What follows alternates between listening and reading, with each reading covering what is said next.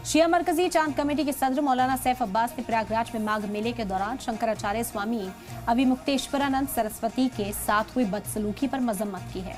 मौलाना सैफ अब्बास ने कहा कि शंकराचार्य जी पूरे हिंदुस्तान के एक इज्जतदार और बावकार मजहबी शख्सियत हैं। उनके साथ इस तरह का रवैया काबिल मजम्मत है। ये बदकिस्मती और इससे मजहबी जज्बात को ठेस पहुंचती है। उन्होंने कहा कि किसी भी मजहबी स्कॉलर के साथ ऐसा सलूक समाजी हमआहंगी और आपसी भाईचारे की रिवायत के खिलाफ है।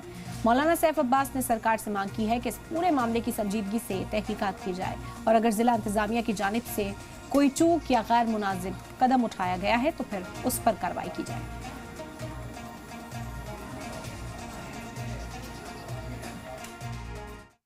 आचार्य जी के साथ प्रयागराज में जो व्यवहार किया गया और उनको जो स्नान करने जा रहे थे उसमें रोका गया, मैं समझता हूँ ये जिला प्रशासन का जो काम है ये इंतहाई निंदनीय है। इसकी जितनी भी निंदा की जाए कम है, क्योंकि किसी भी धर्म गुरु के साथ इस तरीके का व्यवहार करना ये निंदनीय है।